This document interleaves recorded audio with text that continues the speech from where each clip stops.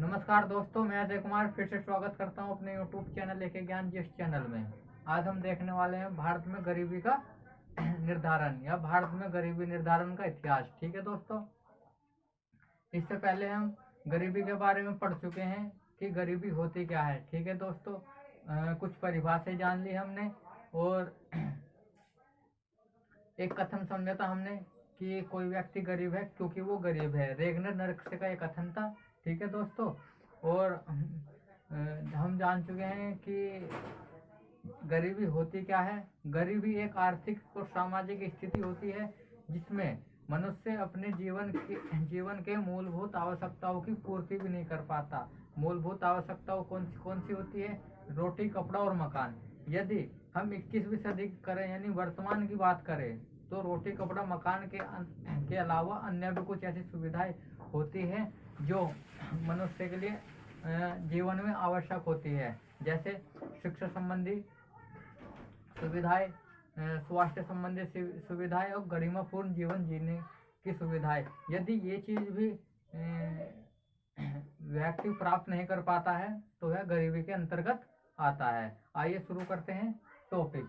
यदि हम भारत में गरीबी निर्धारण का इतिहास की बात करें तो ठीक है दोस्तों, सर्वप्रथम दादा भाई नौरोजी ने 1878 में गरीबी निर्धारण का एक पैमाना तैयार किया था। ठीक है दोस्तों, आइए देखते हैं।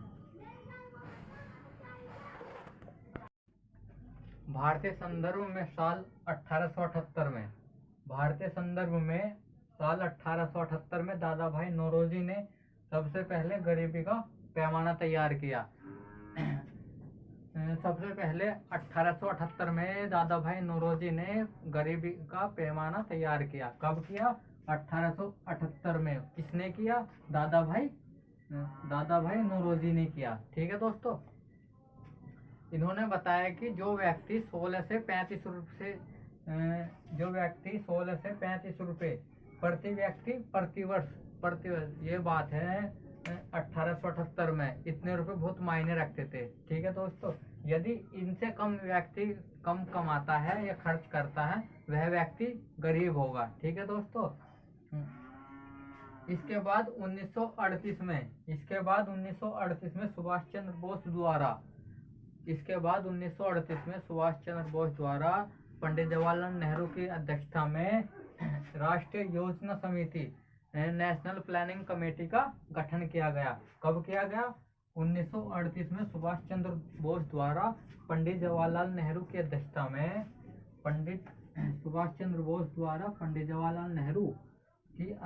में राष्ट्रीय योजना समिति यानी नेशनल प्लानिंग कमेटी का गठन किया गया 1938 में। ठीक है दोस्तों,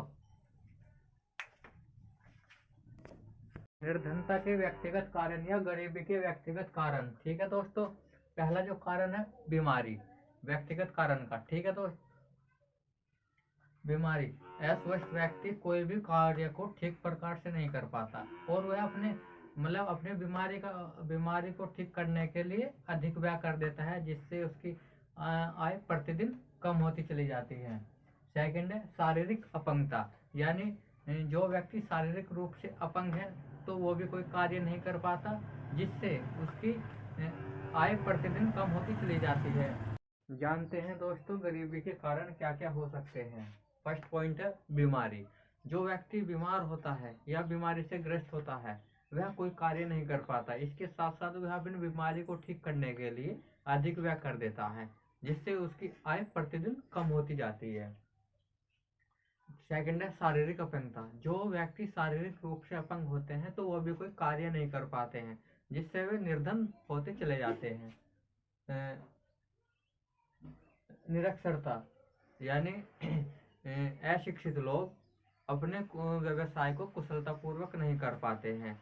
ठीक है, जिस तरीके से करना चाहिए वे उस तरीके से नहीं कर पाते हैं, जिससे वे गरीब बने रहते हैं।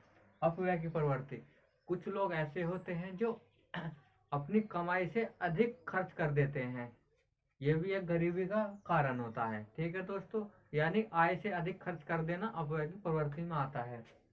आलस्य, कुछ लोग जन्मजात आलसी होते हैं लेकिन उन्हें काम तो मिल जाता है पर काम करना पसंद नहीं कर पाते। यह भी एक गरीबी का कारण है। मानसिक दोष, यानी जो व्यक्ति मानसिक रोग से पीड़ित है, उनके पास कुछ जीविकोपार्जन का कोई साधन नहीं हो पाता है, जिससे वे गरीब बने रहते हैं। शान शौकत, कुछ परिवार ऐसा होता है या कुछ लोग ऐसे होते हैं जो शान शौकत से रहना पसंद करते हैं। यानी हर समय गाड़ी में घूमना या कुछ और करना। ठीक है दोस्तों। कर्म कांडों पर धन का व्यय, आज भी भारत की जनता 80%, आज भी भारत की जनता 80% कर्म कांडों पर विश्वास करती है, और ग्रामीण इलाकों में कर्म कांडों या हवन वगैरह कराने के लिए ब्याज पर पैसे लेकर ये काम कराती है। ठीक है दोस्तों। खेती का पिछड़ापन, भारत जो देश है वो एक खेती का देश है। यानी खेती का पिछड़ापन, भारत जो देश है खेती पर निर्भर करता है। ठीक है दोस्तों। कुछ वर्ष ऐसे होते हैं जब वर्षा नहीं हो पाती, और वर्षा न होने के कारण खेती नहीं हो पाती फिर। ठीक है। और प्राकृतिक संसाधनों का उपयोग न करना, भारत देश जो है प्राकृतिक संसाधनों का अगध भंडार है। ठीक है दोस्तों। लेकिन ये प्राकृतिक संसाधनों का उपयोग सही ढंग से नहीं कर पाते हैं, जिससे वे गरीबी का कारण बने रहते हैं।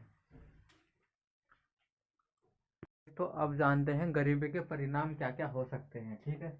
अपराधों की संख्या में वृद्धि, यानी पैसा ना मिल पाने के कारण लोग या व्यक्ति, ठीक है जी, वे कुछ गलत काम करने लग जाते हैं, जैसे किसी को खून कर देना, खून के बदले कुछ पैसे ले लेना। ठीक है दोस्तों। तो उस चीज में अपराधों की वृद्धि होती है।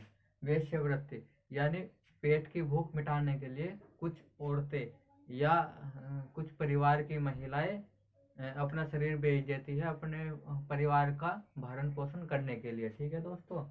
बाल अपराधों में वृद्धि, यानी जब बच्चों के परिवार में बालकों की मूलभूत आवश्यकताओं की पूर्ति नहीं हो पाती, तो बच्चे खुद ऐसा काम करने लग जाते हैं। ठीक है दोस्तों। आत्महत्या में वृद्धि, जब व्यक्ति अपने परिवार में भरण पोषण नहीं कर पाता तो वह निराश हो जाता है, निराश होने के कारण वह आत्महत्या कर लेता है। ठीक है दोस्तों।